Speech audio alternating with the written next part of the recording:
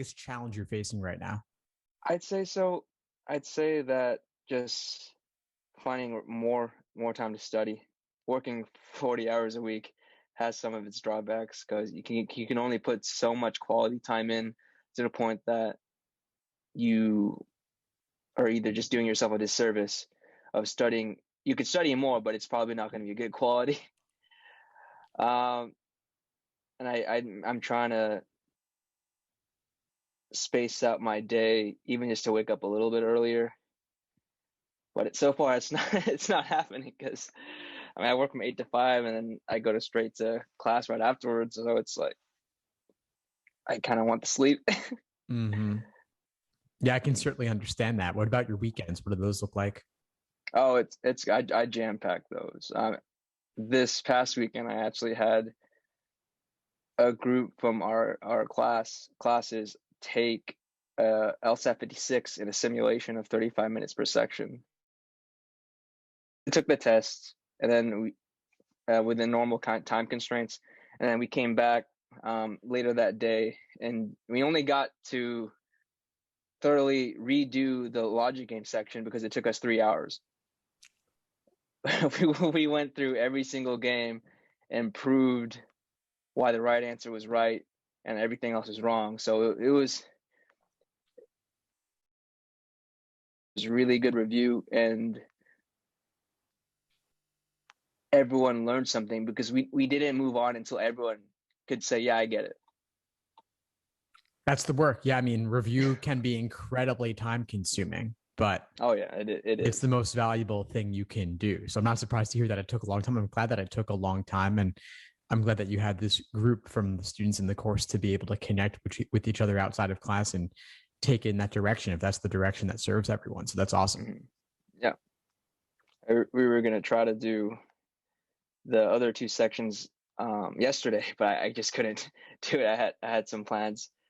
And so I wrote down all my reasonings in a Word doc, and hopefully it helped them for reference. Awesome. That's fantastic. So on your weekends, how many hours are you typically studying? I would say 6 to 8 per day. I try to give myself a day off because if I do 7 days a week, I'm positive I'm gonna crash and burn. We had created a group me for LSAT takers who were going to take the test after April, and I remember saying that I'm treating this ration like how I was treating my races back in college, simulating the environment, but also you can't work out back to back to back. Your body's going to give out. So yeah, for sure. I see all those they're all the race paraphernalia behind you on the wall. That's something you do a lot. Oh yeah, it was a big part of college and high school. I only wish that law schools let me run during school so they could pay for it. Right. That's awesome. Yeah. I mean, it takes a tremendous amount of discipline, a tremendous amount of training. And you also know that, of course, you need time away. You need rest days as well. You can't do, what kind of races would you typically run? Long distance. So the patient ones. Yeah, for sure. I mean, if you're training for a half or full marathon, I mean, you can't do several training runs of that length in the final month prior, right? You got to space them out and take days off in between. Yep. Specifically the mile, and I treat it like the way you run a mile is you run it in 4 ways. The first with your head, the second with your legs, the third with your stamina, and the fourth with your heart. So just like you get out what you put in, basically. And it's the same premise as you in the LSAT. You get out what you put in. You put in the work. More often than not, you'll get something out. Yeah, exactly. And I mean, you're clearly willing to put in the work. You mean you have a full-time job, you're attending class in the evenings, and then you're doing the bulk of your studying on the weekend, but 6 to 8 hours in one day is still a lot. So we try to sparse that out and give myself a break here and there, but I've figured out that I'm not going to get the bulk of my studying done during the weekend just because they're during the week work. So my only other option is weekends. Well, there you go. That's great. I mean, 8 hours in one day of LSAT, I think, is probably too much for most people. I could imagine it being possible to make it work though, if you were to mix in a study group on that day so that you're getting a social element in there as well. Yeah. So what you did sounds fantastic. That sounds like a good way to change Yeah. it up. So there could be a little bit of chit chat. There could be a little bit of connection. It's not just doing nothing but LSAT problems for 8 hours. Oh no, no, Good. that would kill me. Yeah. I did have a question regarding. I think I had emailed you about this, and you said it was too complicated for email. It was regarding the person could write out specific personal statements for specific schools versus just writing out one template and then giving that to all the schools you applied for. Personal statements for each specific schools. Obviously, the bulk of the essay is going to be saying like adding some personalizations for each school, just to know like, oh, you're not sending us. It's just a template of what you said to everyone else. Sure.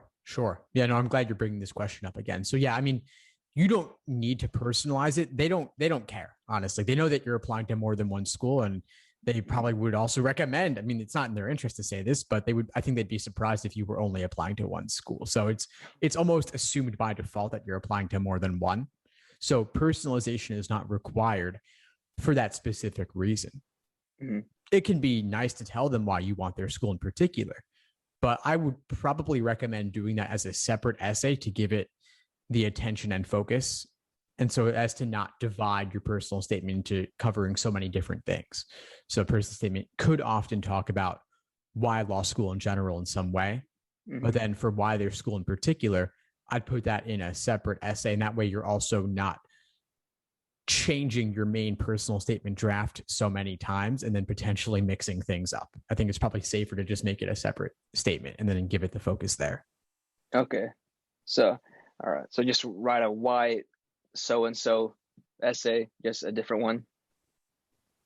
Yeah, exactly. So for a given law school, you do some research on the school, you have some specific details about the school, and then you can talk about how those details relate to what kind of law school experience you want to have or what you want to do after law school, things of that nature. But the other thing also I want to add is that personal statement, it's got to be jam-packed, right? You got about 2 pages, double space, something in that neighborhood. And so to take up valuable space there, talking about their school in particular, when you could put that in a separate essay, why would you take up the space in your main draft? I've fallen into the trap of filling up so much stuff in my personal. I think I've put diversity aspects in there and another why this law school in particular. So I guess just to cut those out and then just make it more concise would be a better option. Yeah, I mean, the diversity aspects, that could be a separate diversity statement. You don't need to put it all in one essay. Okay, sweet. That answers my question.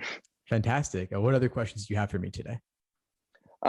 That's particularly it. Well, I set up this thing where the group I'm in, we're gonna try to take an LSAT simulation basically every weekend.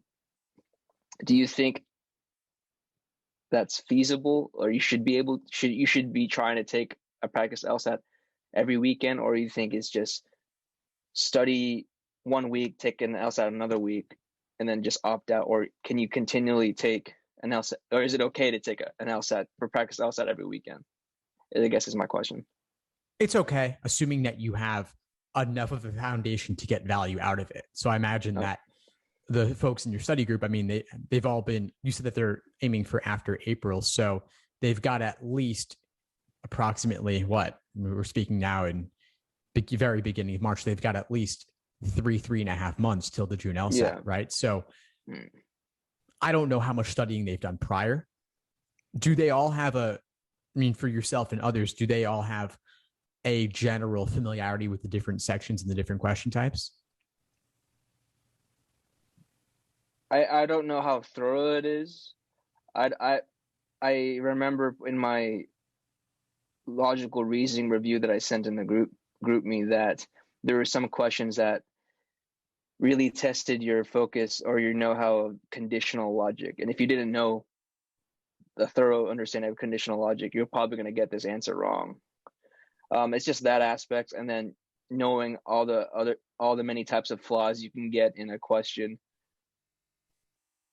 But I feel, I don't want to speak out of turn, but I feel like they have a basic understanding of everything.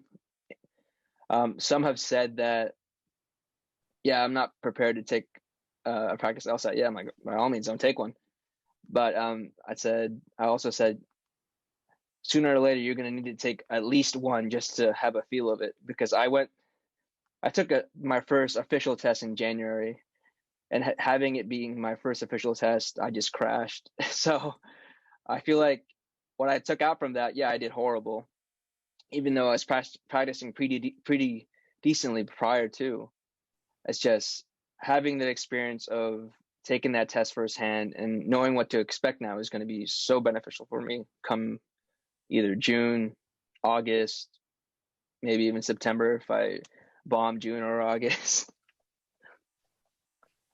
Well, you've got plenty of time between now and June, between now and August, that I see no reason why you would crash and burn or burn out or anything like that or bomb it. I don't see how that should even be a possibility. You've got enough time where you can make anything happen over the next 3.5 months between now and June. As for the general question, I mean, a thorough understanding of conditional logic. I think a lot of people who take the LSAT don't really have that. And you can certainly prepare to gain that understanding.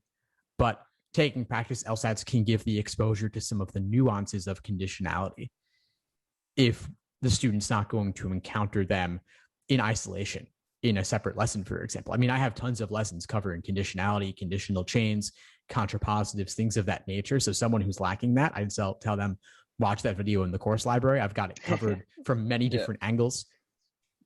But I could also say, well, there's lots of lessons in the course library. Maybe they'll cover something else before taking their practice LSAT. So that's fine. You don't need to have that level of depth to benefit from a practice LSAT. But I would also want someone to at least know what the contrapositive is.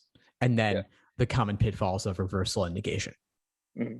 Like that would be, I think, enough on that particular topic. Ideally, I just want someone to know, okay, well, what's a logic game? What's logical reasoning in general? What's reading comp in general? Maybe know about ordering games and grouping games. Mm-hmm. And some to have some prior familiarity and exposure. Yeah. But that alone could be enough to do a practice LSAT a week and benefit from it. I just wouldn't want someone who's totally new to it to take a practice test and then get really discouraged by the results. No, of course not. No. That will kill you. But I mean, for anyone who's been in the course for a couple of weeks or a month and has attended some of the live classes and watched the foundational videos, I'd feel comfortable telling them, yeah, go ahead and take a practice LSAT a week, but take those results with a big grain of salt, knowing that it does not reflect your ultimate potential, especially if you're taking the LSAT 3.5 months from now. There's plenty of time to learn and improve along the way, and the practice LSATs plus review can help you do that. I'm glad you got the study group going. Are you guys going to meet every weekend? Is that kind of the plan? That's the plan as of now. We've done one. We still, I think they've already reviewed the logical reasoning section already. So now we only have the reading comprehension. So we're going to try to aim to do that Tuesday. But the goal is to if you're comfortable, take a practice test every weekend up to the week of test day. Obviously, don't take one during the week of test day. Just give yourself the rest period before a race, per se. I would actually disagree with that a little bit slightly. I mean, I certainly wouldn't want anyone to take a practice LSAT like directly before, the day before, and maybe not even 2 days before, depending on how the person feels. But I think in that final week, for a lot of people, it could be helpful. You want to walk into test day itself fresh, but let's say hypothetically your LSAT is on a Saturday. Don't do anything Friday. Take Friday completely off. Maybe don't do anything Thursday either. But doing a practice LSAT on a Tuesday or Wednesday, taking some time to review it, for some folks that could be helpful. The question is, why are you taking it? Yeah. So I don't think that rest the entire week before is necessary, but maybe a couple days before. But everyone's got to judge their energy level and what they're looking to get out of it. Yeah, for sure. But yep, that's the plan. So hopefully we stick to it. personally, I'm going to try to take one every weekend, and we just use the 24/7 study hour in Kajabi, so that's good. We're just trying to simulate taking it online, so someone's watching you by you're doing it on Zoom, and then I told people just do whatever you're planning to do before an actual test. Do your warm up, drink a cup of coffee, do whatever, and then go to the test day feeling, oh, this is an actual test. Let's go. Yeah, perfect. Yeah. I'm glad you got it going. Let me know if there's any way I could support you and your prep, or support the folks in this study group with that process. I think it's a great thing to be doing. Yeah, it's all from me. Awesome, Sam. I'm actually getting ready for work myself. Perfect. No, I'm glad we got to connect this morning. I'm glad we got to meet, and I'll see you in class later. Yes, I will. See you later. Have a good one. Thanks for tuning into the show. Please subscribe if you haven't done so already to be notified of new episodes as I release them. And feel free to reach out if you need anything at all as you move forward with your prep. I'm happy to help however I can. In the meantime, I wish you all the best and take care.